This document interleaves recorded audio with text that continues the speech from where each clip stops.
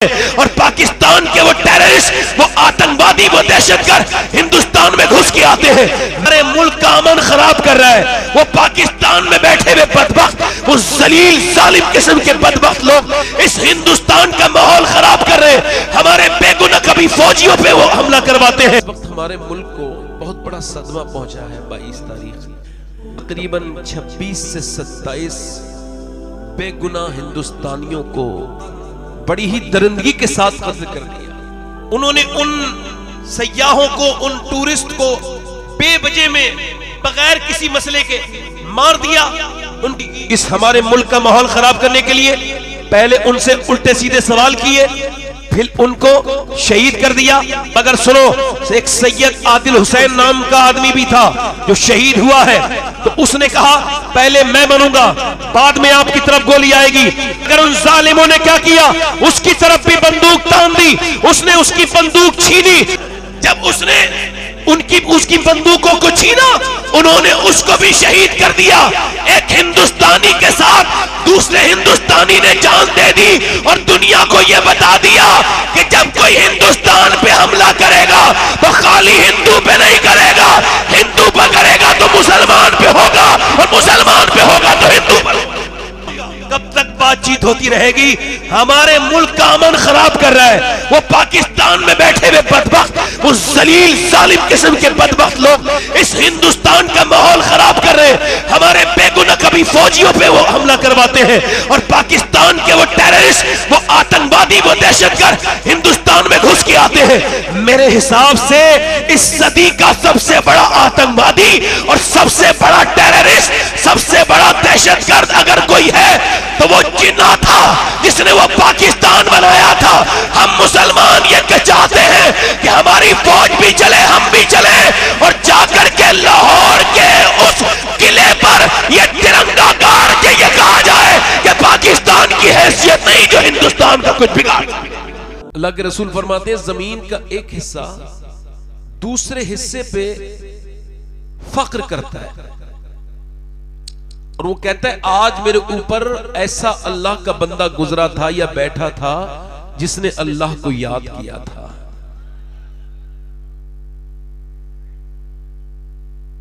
कभी आपको अल्लाह ने बाइक दी है या कार दी है तो कार का शुक्र ये नहीं कि आप कहते हैं अल्लाह तेरा शुक्र है तूने कार दी, नहीं नहीं। ऐसे ही बाइक का शुक्र ये नहीं अल्लाह तूने मुझे बाइक दी, नहीं। अपने बुजुर्गों को याद करो कि वो नमाजी थे मगर बस नहीं रुकती थी तो रोने लगते थे, हाय नमाज कज़ा हो गई, हाय बस वाला गाड़ी नहीं रोक रहा है। मगर जब तुम अपनी बाइक से चलो, अपनी कार से चलो, तो नमाज के वक्त में अपनी कार को रोको, वहीं पे वुजू करो, ना मिले तो तयम्मुम करो, और सजदे में जाके रो दो कि मेरे मालिक तेरा शुक्र है जो तूने मुझे ये कार अता की है, मगर मैं भी देख इसे रोक के तेरा शुक्र अदा कर रहा हूं। शुक्र अदा करने से नेमतें बढ़ती हैं। आप लोग माशाल्लाह काफी तादाद में, इधर भाई बात ना करो, ए भाई बात ना करो, बात ना करो।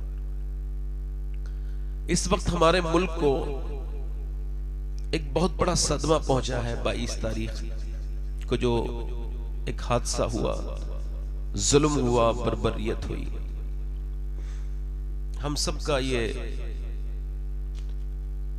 अपना जाती दर्द है। मैं जिसको बयान कर रहा हूं कि तकरीबन 26 से 27 बेगुनाह हिंदुस्तानियों को जुल्म से, जिहालत से, जाहिलों ने, उन हैवानों ने बड़ी ही बदतमीजी के साथ, बड़ी ही दरिंदगी के साथ कत्ल कर दिया। पूरा मुल्क सुलग रहा है। हमको खाना उस दिन से लेके, कई जिनके दिल ज्यादा हसास हैं उनको खाना अच्छा नहीं लगा। क्या बदतमीजी करके गए हैं वो जालिम। उन्होंने उन सयाहों को, उन टूरिस्ट को बेवजह में बगैर किसी मसले के मार दिया, उनको शहीद कर दिया। और कैसे शहीद किया उन्होंने? उनको साथ पहले दरिंदगी की, इस हमारे मुल्क का माहौल खराब करने के लिए, पहले उनसे उल्टे सीधे सवाल किए, फिर उनको शहीद कर दिया। अब मेरे कहने का मतलब यह है, दुनिया में यह बात फैल रही है, दुनिया इससे कोई किसी साइड में लेके जा रहा है, मगर कोई किसी साइड में लेके जा रहा है। मगर सुनो, एक सैयद आदिल हुसैन नाम का आदमी भी था जो शहीद हुआ है, उसको भी याद रखना चाहिए कि उसने जिस अपने टूरिस्ट को, जिस अपने मेहमान को, जिस अपने गेस्ट को अपने घोड़े पर बिठाला था, तो उसने कहा पहले मैं बनूंगा, बाद में आपकी तरफ गोली आएगी। और उसने कहा देखो तुम इनको क्यों मार रहे हो? कहा ये मुसलमान नहीं है। मुसलमान नहीं है तो क्या हुआ, है तो ये इंसान, और किसी इंसान का कत्ल करना ये अल्लाह का फरमान है, ये पूरी इंसानियत का कत्ल है। मगर उन जालिमों ने क्या किया, उसकी तरफ भी बंदूक तान दी, उसने उसकी बंदूक छीनी उन लोगों की। ये कोई छोटी मोटी बात नहीं है, इसको बयान करना भी आसान है, और आप लोग सब समझदार बैठो, इसको सुन लेना भी आसान है। मगर जो अकेला अपने घर में कमाने वाला हो, जिसके छोटे छोटे बच्चे हो, वो भाग सकता था, मगर उसने दुनिया को यह दिखा दिया कि मैं हुसैन नहीं हूं, मैं गुलाम हुसैन हूं।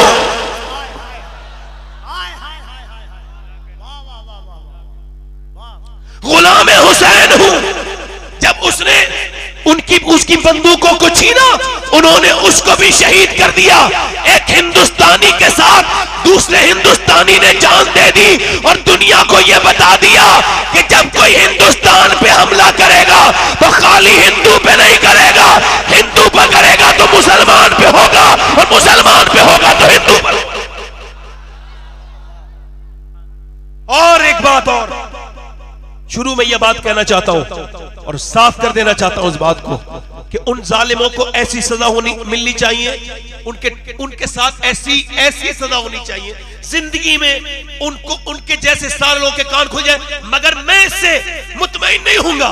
कब तक बातचीत होती रहेगी? हमारे मुल्क का अमन खराब कर रहा है वो पाकिस्तान में बैठे हुए बदबख्त, वो जलील जालिम किस्म के बदबख्त लोग इस हिंदुस्तान का माहौल खराब कर रहे हैं। हमारे बेगुनाह कभी फौजियों पे वो हमला करवाते हैं, और पाकिस्तान के वो टेररिस्ट, वो आतंकवादी, वो दहशतगर्द हिंदुस्तान में घुस के आते हैं। मेरे हिसाब से इस सदी का सबसे बड़ा आतंकवादी और सबसे बड़ा टेररिस्ट, सबसे बड़ा दहशतगर्द अगर कोई है तो वो जिन्ना था जिसने वो पाकिस्तान बनाया था।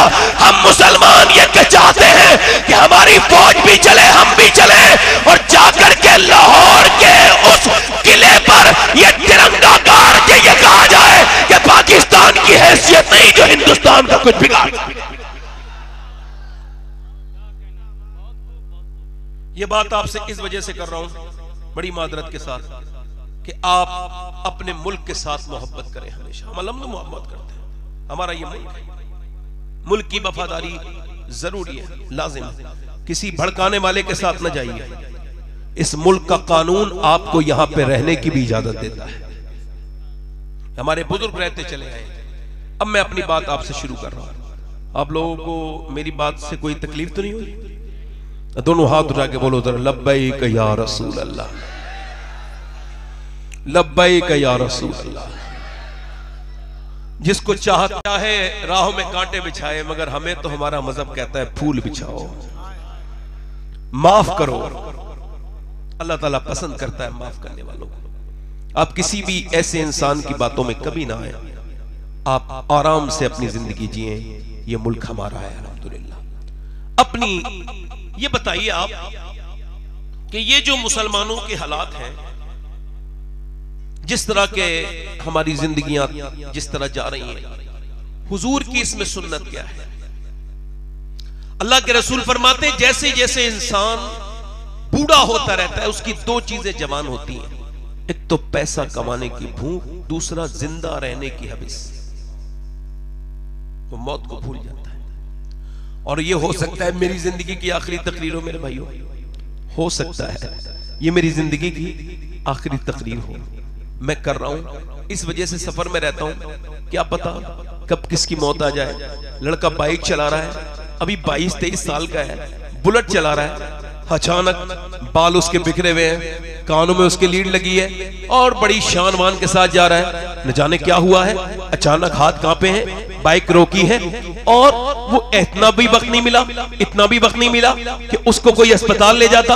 उसी बुलेट पे बैठे बैठे लोगों ने पकड़ लिया, गिर गया, इंतकाल हो गया। अल्लाह के रसूल फरमाते हैं जब बेहयाई बढ़ेगी तो अचानक जवान मौतें होना शुरू हो जाएंगी। अल्लाह साहब ने कही, ए बेटा, बेटा बैठ जाओ, बैठ जाओ, तुम सारे मुझे इंसान के बच्चे लग रहे हो, बैठ जाओ बेटे। इधर देखें आप, ये लोग सिर्फ जलसा देखने के लिए आते हैं और आप माशाल्लाह सुनने आए है ना। वैसे भी ये जिस डिपार्टमेंट के हैं वो अलग ही डिपार्टमेंट है। हाँ मैंने समझ लिया, जरा जोर से बोले सुभान अल्लाह। हाँ वो तालीम बहुत बड़ा फितना है जो अल्लाह से डरना इंसान का खत्म कर दे। अब आपको डरने की क्या जरूरत है भाई, आपको क्या जरूरत है डरने की। हालांकि अल्लाह फरमाता है ऐ ईमान वालो अल्लाह से ऐसे डरो जैसे डरने का हक है, जैसे डरने का हक है। या अय्युहल्लज़ीना आमनु तक़ुल्लाह हक़्क़ तुक़ातिह, यानी ऐसे डरो जैसे डरने का हक है।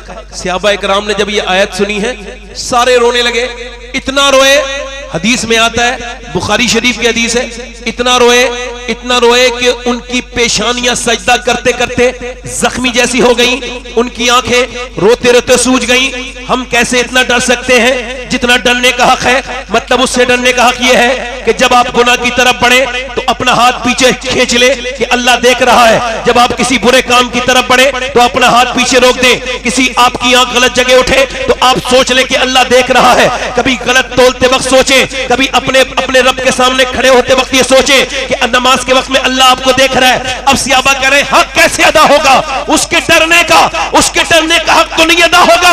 अल्लाह ने फरमाया जिब्राइल को भेजा, ऐ महबूब आप अपने गुलामों से कह दे जितना वो डर सकते हो उतना डरे।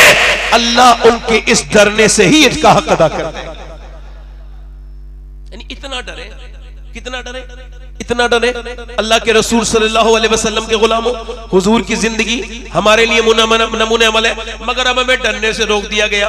पीर साहब आए, हाथ में हाथ दिया, तुम्हें कोई डरने की जरूरत नहीं है, तुम मेरे मुरीद हो गए, अब तुम्हें जन्नत में लेके जाऊंगा। यानी इसका मतलब यह है कि पीर साहब ने जन्नत बांटना शुरू कर दी। तो जो सस्ती चीज है वो बांटी।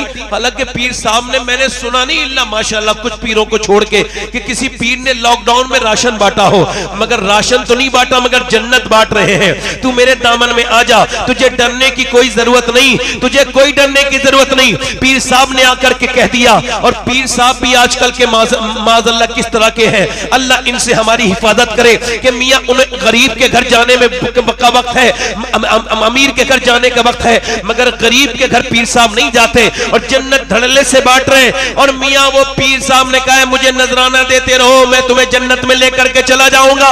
अगर खुदा की कसम ऐसा कोई पीर है जो खौफ निकाल सकता था तो उसको निकालना चाहिए था, मगर उस पीर ने निकाला नहीं बल्कि खौफे खुदा दिल में पैदा किया है। वो पीर हो नहीं सकता जो तुम्हें अल्लाह से डरना छुड़वा दे। पीर वो है जिसकी सोहबत में रह करके तुम खुदा से डरने लगो। खुदा की इज्जत की कसम, अगर सबसे पहले कोई मुरीद बेखौफ होता तो वो अबू बकर सिद्दीक होता। मगर अबू बकर सिद्दीक एक चिड़िया को देखते हैं और कहते हैं ये चिड़िया कितनी आसानी से इस डाल पे से उस डाल पे जाती है। फंसा तो अबू बकर है। अल्लाह अकबर। कभी कभी फरमाते हैं काश अबू बकर की माँ उसे न जनती, काश अबू बकर की माँ उसे न जनती। हजरत उमर फारूक आजम की शान क्या है, मगर कैसे डरते हैं मियाँ, वो कैसे डरते हैं कि जब किसी आयत को सुन लेते हैं तो हजरत उमर फारूक आजम ने एक मर्तबा असर की नमाज उनसे कज़ा हो गई, इसके बदले में उन्होंने 2 लाख दिरहम अल्लाह की राह में खर्च कर दिए और सदका दिए। वो इतना डरते हैं उमर फारूक आजम। मियां कौन उमर? मेरे नबी ने फरमाया अगर मेरे बाद कोई नबी होता तो मेरा उमर होता, अगर मेरे बाद कोई नबी होता तो उमर होता। कौन उमर? मैं उस उमर की बात कर रहा हूं। आज आपको डर नहीं लगता खौफे खुदा से? क्यों नहीं डर लगता? इस वजह से कि दिलों में दुनिया बैठ गई, दुनिया, और दुनिया के हम गुलाम बन गए। मगर ये दुनिया को मेरे भाइयों अपने दिलों से निकालो, ये दुनिया आपको भी बर्बाद बर्बाद कर देगी और मुझे भी बर्बाद कर देगी। ये 5 अक्टूबर को मैं पिछले साल, अभी इसी साल यानी 2024 में मैं 5 अक्टूबर को गया था यहाँ पे हैदराबाद में। वहां एक तकरीर के बाद उन्होंने कहा एक साहब आपसे मुलाकात करना चाहते हैं। मैंने कहा मेरे पास वक्त नहीं। कहा वो बहुत मालदार इंसान है। मैं कहा मैं वैसे भी नहीं जाना चाहता। वो कह लगे नहीं वो बीमार है, आ नहीं सकते, इस वजह से आपको बुलाया है, आपकी तकरीर बहुत सुनते हैं। मैं ठीक है, मैं चला गया। मैं उसके जब घर पहुंचा तो उसका बंगला मेरे हिसाब से जितना मैंने आइडिया किया तकरीबन 40 से 35 करोड़ का उसका बंगला होगा। अंदर गया, मर्सिडीज खड़ी है, BMW खड़ी है, बेहतरीन गाड़ियां खड़ी है। मैं आगे गया हूं, अंदर जाके उसको सलाम किया, उसने जवाब दिया, फिर मैंने हाथ मिलाना चाहे, वो पीछे हट गया। मैंने कहा भाई क्या हुआ? तो मौलाना बोले इनकी तबीयत खराब है, यहाँ पे कॉटन लगा हुआ था। मैंने कहा क्या हुआ? वो कहने लगे मैं गुटखा खाता था, तकरीबन 25-26 साल मैंने सैयद साहब गुटखा खाया, और एक बार रमजान में मेरी जीभ में कोई दाना निकला, इग्नोर करता रहा, दर्द ज्यादा बढ़ा तो डॉक्टर को दिखाया, उसने बायोप्सी के लिए भेजा, और फिर इलाज चेकअप कराने के बाद उसने जब रिपोर्ट बना के दी है, कहते वो रिपोर्ट क्या आई है कि जो नोटों की गड्डियां गिनते वक्त मुझे सुकून होता था, वो नोट की गड्डियां अब मेरे सामने कागज के ढेर बन गए। उसमें रिपोर्ट में लिखा था कि तुम 2-2.5 महीने तक दुनिया में हो, उसके बाद इस दुनिया से रुखसत हो जाओगे, तुम्हें कैंसर है और आखिरी स्टेज है। कहते गाड़ियां जो मेरा शौक था, वो गाड़ियों के स्टीयरिंग पे बैठते हुए मैं रोता हूं। वो गाड़ियां मेरे लिए अब कबाड़े में खड़ी हुई किसी बेकार सी गाड़ी से कुछ कम नहीं, मेरा दिल उन गाड़ियों से लगता नहीं। अल्लाह अकबर। मैं अपने बच्चों को देखता हूं तो मुझे वो यतीम नजर आते हैं, अपने रब के सामने रोता हूं। मैं कहता हूं मेरे भाइयों मेरे दोस्तों इधर देखो, एक डॉक्टर की रिपोर्ट इंसान का सारा घमंड सारा गुरूर खत्म कर देती है। अल्लाह फरमाता है अलहाकुमुत तकासुर हत्ता ज़ुरतुमुल मकाबिर कल्ला सौफ़ा तअलमून सुम्मा कल्ला सौफ़ा तअलमून। तुम्हें गाफिल रखा माल की ज्यादा तलबीने। अल्लाह के रसूल फरमाते अगर आदम की औलाद को एक जंगल भर के अल्लाह सोना दे दे तो उस जंगल को एक दिन में ठिकाने लगा के दूसरे जंगल को जाकर के तलाश करेगा। इसकी हविस सिवाय कब्र की मिट्टी की दूसरी कोई चीज भर नहीं सकती। अल्लाह फरमाता है तुम्हें गाफिल रखा माल की ज्यादा तलबीने, यहां तक कि तुमने कब्रों के मुंह देख लिए। मोहम्मद अली फैजी साहब आ रहे हैं, मैं नारे तकबीर नारे रिसालत अज़मत औलिया कॉन्फ्रेंस उनसे निदाई उलमाए अहले सुन्नत मसलके आला हज़रत जनाब कारी मोहम्मद अली फैजी। आज दुनिया की चीजों में अंधे रहने वालों, ये दुनिया एक दिन खत्म होने वाली है, ये कुछ भी नहीं है, ये धोखा है। अल्लाह फरमाता है तुम्हें गाफिल रखा माल की ज्यादा तलबीने, यहां तक कि खबरों के में देख लिए। फिर कहता है कल्ला सौफ़ा तअलमून सुम्मा कल्ला सौफ़ा तअलमून। पहले उसने ये कहा कि तुम हाँ जान जाओगे, फिर हाँ जान जाओगे, यानी सुम्मा कहा। मौला अली से पूछा गया ये 2 बार एक ही बात को रब ने कहा और दूसरी मर्तबा फिर सुम्मा इस्तेमाल किया, इसका मतलब क्या है? फरमाया जो दुनियादार हैं वो कब्र में पहली बार इसका बदला देखेंगे और दूसरा हश्र में इसका बदला देखेंगे, यानी कब्र में भी उनको बड़ी परेशानी होगी, बड़ी अजियत होगी। वो कहता है सैयद साहब मुझे ये दौलत किसी काम की नहीं, ये दुनिया किसी काम की नहीं, ये दुनिया ने दूर कर दिया, रिश्तेदारों से दूर कर दिया, हमारे अजीज से दूर कर दिया, पैसा आया रिश्तेदारी से दूर हो गए, हम दुनियादार बन गए, दुनिया में रह गए। मेरे भाइयों ये दुनिया बड़ा जलील कर देती है इंसान को। वो कहता है सैयद साहब मैंने पहले भी नमाज पढ़ी थी, मगर अब जब सजदे में सर रखता हूं तो मेरे आंसू बहुत तेजी के साथ आते हैं। रब के सामने अर्ज करता हूं मेरे मालिक, मेरे करीम, मेरे रहीम, मेरे बेपनाह ताकतों वाले परवरदिगार,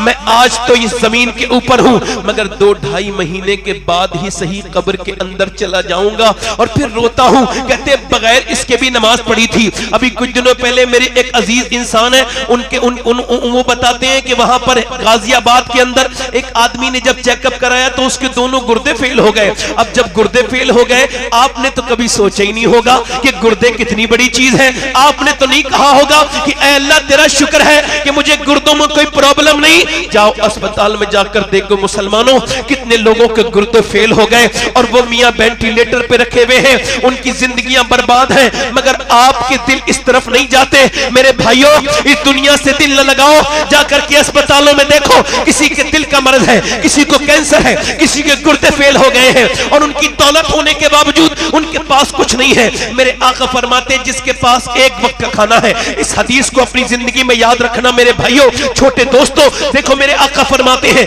जिसके पास एक वक्त का खाना है और उसके जिस आदमी के पास एक वक्त का खाना है और जिसको अल्लाह ने सेहत भी दी है, वो मालदार है, उसको शुक्र अदा करना चाहिए। आजकल दौलत का हालम यह है कि लोगों के पास दौलत हो जाती है तो सगे रिश्तेदारों को छोड़ देते हैं। ये हाल उसका भी था जिसके दोनों गुर्दे खराब हुए थे ना, वो भी अपनी बीबी की आंखों से डरता था। बीबी कहती थी बहनों से, आजकल तो औरतों के डर से लोग बीबियों के घर जाना छोड़ो, टेलीफोन करने से भी डरते हैं। ऐसे गुलाम हो गए लोग बीबियों के। हुजूर ने फरमाया कयामत की अलामत है, बीवियों का कहना मानेंगे, माँ बाप के साथ जुल्म करेंगे। पूछा या रसूल अल्लाह कयामत कब आएगी? फरमाया जब लोग अपने माँ बाप के साथ बदतमीजी करेंगे तो कयामत आ जाएगी। कयामत, जल्दी बोलो, कयामत आ जाएगी। उसका सगा भाई था, वो इंतकाल हो गया था, उसके बच्चे थे। एक बच्ची 12-13 साल की और छोटी बच्ची 9 साल की, छोटा बच्चा 5 साल का। घर टूटा हुआ था मगर ये अपनी बीबी के डर से उसके घर नहीं जाता। बीबी ने न जाने कौन सी ऐसी नफरत फैल इसके दिल में पैदा की थी। मगर जब मौत करीब आने लगी ना, तो रात को सो नहीं पाया। बारिश हुई तो पड़ोस के घर में उसका भाई, उसकी भाभी रहती थी। पड़ोस से बर्तनों की आवाज आ रही है, पूरी रात आती रही। इसने कहा क्या हुआ है? बीबी ने कहा जाके खुद ही देखो, मुझे नहीं पता। दरवाजे पे जाके देखा, इसने आवाज दी, डरते डरते जा रहा है। मगर फिर कहा चलो मरना तो है, अपने भाई का हक अदा कर दूं। मेरा भाई के बच्चे न जाने किस हाल में है, मैंने तो कई साल से पूछा तक नहीं, मैं कैसा पत्थर बन गया था। मगर मौत इंसान को नेकी कराती है। मौत के नजदीक जाकर के सारा घमंड खत्म हो गया, तो बोला चलो हक अदा कर दूं। दरवाजे पे जाके इसने दस्तक दी, जैसी दरवाजा खोला, उसकी दरवाजे में दरवाजा खोला, सामने उसकी बड़ी भतीजी खड़ी थी। पहला लफ्ज यही निकला, अम्मी अब बड़े अब्बू आए हैं, बड़े अब्बू आए हैं। माँ भी अपना दुपट्टा संभालते हुए आई और फिर अंदर गया तो एक और भतीजी वो भी करीब आके खड़ी हो गई। इसने दोनों उसके कहा क्या हुआ था रात? बर्तन बड़े बज रहे थे। कहने लगे बारिश की वजह से छत टपकी थी, जिधर पानी आता था उधर से उठा के बर्तन इधर करते थे।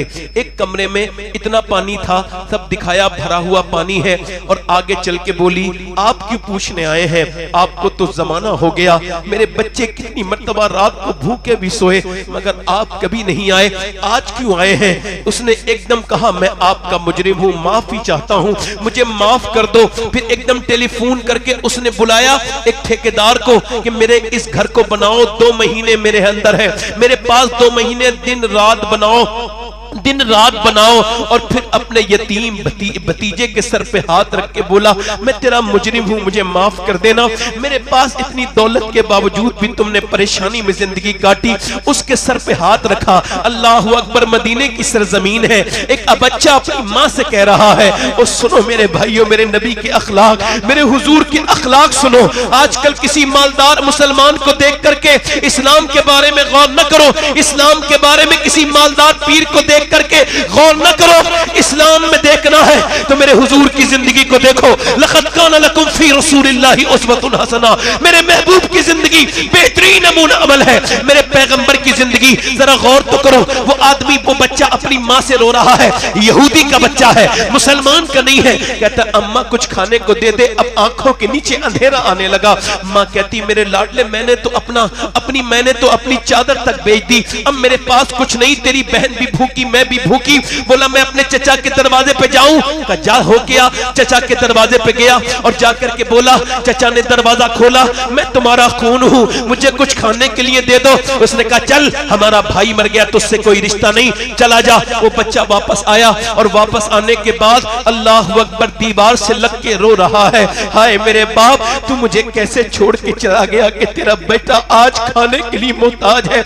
मेरी माँ के पास कपड़े तक नहीं। बच्चा जब रोया किसी सिहाबी का गुजर हुआ, कहने लगे बेटे क्यों रोते हो? कहने लगे मेरा बाप नहीं है, मेरे पास खाने को कुछ नहीं। उस सिहाबी ने सर पे हाथ रख के कहा क्यों आके रो रहा है? मोहम्मद के शहर में हर दर्द की दवा है, मोहम्मद के शहर में रोता क्यों है? जा हुजूर के पास चला जा, पैगंबर इस्लाम के पास चला जा, क्या वो खाना दे देंगे? हाँ मेरा उनसे कोई ताल्लुक नहीं, फिर भी दे देंगे। हाँ दे देंगे, वो भूखों को खाना खिलाते हैं, यतीमों का वो ख्याल रखते हैं। अपनी माँ के पास गया, कहने लगा माँ चचा ने तो खाना नहीं दिया मगर किसी मोहम्मद सल्लल्लाहु अलैहि वसल्लम का नाम बताया है, किसी ने, तू अगर इजाजत दे तो चला जाऊं। का बेटे वो इस्लाम कबूल करवा देंगे, तेरा मजहब छीन लेंगे।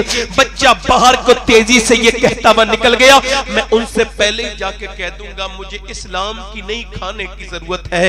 वो दरवाजे की तरफ हुजूर के चला, फिर दिल कांप रहा था, पहले चचा सगे ने डांट दिया तो वो कैसे तुझे दिल से लगाएंगे, मगर फिर उसका दिल ने कहा चलो देख लेते हैं। 7-8 साल का बच्चा दरवाजा रसूल पे पहुंचा, मेरे हुजूर के दरवाजे पे दस्तक दी, मेरे पैगंबर ने उसको देखा तो कहने लगा आप हुजूर से कहा मैं आपका नाम सुन के आया हूँ। हुजूर का चेहरा देख के एक तो देखते ही रह गया, फिर करीब जाके बोला मेरा बाप मर चुका है, मेरी माँ के पास सर पे तोड़ने की चादर तक नहीं, क्या आप मुझे खाना दे सकते हैं? हम बहन भाई 2 दिन से भूखे हैं। और फिर बोला देखे खाना आप मुझे दे देना मगर मैं कलमा अपनी पढ़ूंगा, आपका मैं मुसलमान नहीं हूंगा। मेरे हुजूर ने उसे उठाया और चूमा और मेरे आका करीम ने उसे प्यार किया और फरमाया मेरे आका ने, मैंने तुमसे कब कहा है तुम खाना खाओ? पहले उसको हुजूर ने खाना खिलाया, जरा मुस्कुरा के बोलो सुभान अल्लाह। मेरे आका ने उसको खाना खिलाया और खाना खिलाने के बाद अपनी चादर दी और खाना फिर पैक करके भेज दिया, जा अपनी माँ को खाना भी खिला देना, ये चादर दे देना और कहना अपने सर पे रख ले। अल्लाह अकबर। वो आदमी बच्चा गया और जाकर के अपनी माँ के सामने खाना रखा, माँ ने भूखी थी, खाना खाया, उसके बाद चादर कहा लो चादर रो। अम्मा ने चादर ओढ़ी और चादर जैसे ही ओढ़ी है वैसे ही मियां उसके दिल में नूरे इस्लाम दाखिल हुआ और चलती हुई हुजूर की बारगाह में पहुंच गई और जाके बोली यतीमों की ख्याल रखने वाले पैगंबर, जब आपने चादर से मुझे दुनिया में साया दिया है तो कयामत की धूप में भी आप मुझे जरूर साया देंगे। आप मुझे कलमा पढ़ा के मुसलमान कर दे। ओ मेरे भाइयों, अपने अजीजों के साथ बैठो। सारे मर्ज की दवा डॉक्टर के पास नहीं है, बहुत से मर्जों की दुआ रिश्तेदारों से मोहब्बत रखने में है, उनसे अच्छे ताल्लुक रखने में है। वो औरत मियां हुजूर के सामने कलमा पढ़ के मुसलमान हो गई। ये आदमी जिसकी मैं बात आपको बता रहा था, जिसके दोनों गुर्दे फेल हो गए थे, सारी रिपोर्टों में यह था कि तू बच नहीं सकता, उसने मियां अपने भतीजे और भतीजों के लिए खाना दे दिया। उसका घर बनने लगा। 1 महीना, 2 महीना, 3 महीने गुजर गए, 4 महीने घर बन के तैयार और उसके बाद 5 महीने, 1 साल, 1.5 साल डॉक्टर के पास नहीं गया। डॉक्टर से दोस्ती थी। एक दिन बस में डॉक्टर मिला, कहने लगा भाई तुम्हारे तो गुर्दे खराब हो गए थे, आज तक कैसे ठीक हो? कहा मैं वही हूं, कहा मेरे पास आना, चेकअप करूंगा, मुझे यकीन नहीं होता। उसने एक बार चेकअप किया, उसको इत्मीनान नहीं हुआ। दूसरी मर्तबा चेकअप किया, उसको इत्मीनान नहीं हुआ।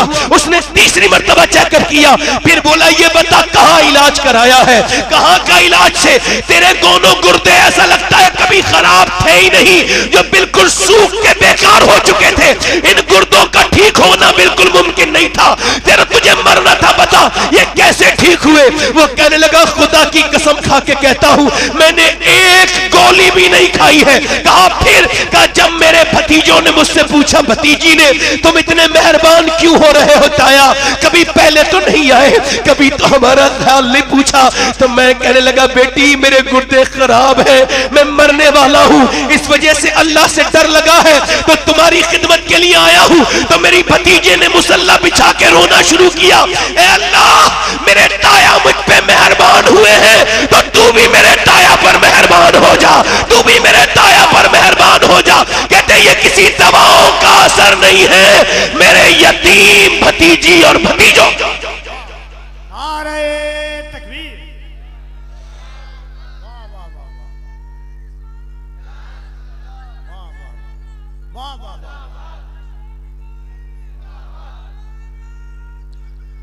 इधर देखो, ए भाई बैठो, इधर देखो, मैं इधर देखो, मैं इधर देखो। हार्वर्ड ने रिसर्च किया, मैं कहता हूं उसकी साइट पे जाओ और मेरी बात पे यकीन करो, अगर नहीं करते हो तो उसकी साइट पे जाओ। कैम्ब्रिज ने ये 90 साल के लोग कौन होके मरते हैं, ये कौन सी वर्जिश करते हैं, क्या खाते हैं, ठीक। उन्होंने फिर ये कहा कि हमने उन लोगों को जब रिसर्च किया तो देखा कोई भी अलग नहीं खाते, जैसे सब खाते हैं वैसे वो खाते हैं। का फिर का वो केयरिंग है, ख्याल रखते हैं और रिश्तेदारी में बहुत स्ट्रांग है, अपने अजीजों से प्यार करते हैं, लोगों के साथ वक्त देते हैं, लोगों की परेशानियां सुनते हैं, रिश्तेदारों से अच्छा सलूक करते हैं। और हुजूर ने 1400 साल पहले फरमा दिया, जो रिश्तेदारों से हुस्न सलूक करेगा अल्लाह उसकी उम्र बढ़ा देगा। रिश्तेदार तो छोड़ो, आज के एक वीडियो ने मेरा दिल बड़ा बेचैन किया। मुसलमान लड़का, मुसलमान यानी इंसान बन जाए, पहले वो इंसान ही नहीं था, वो बदबख्त, वो अपनी मां को डंडे से मार रहा था, डंडे से। इधर देखो, ए मौलाना, मदरसे पढ़ते हो, इसी का असर है।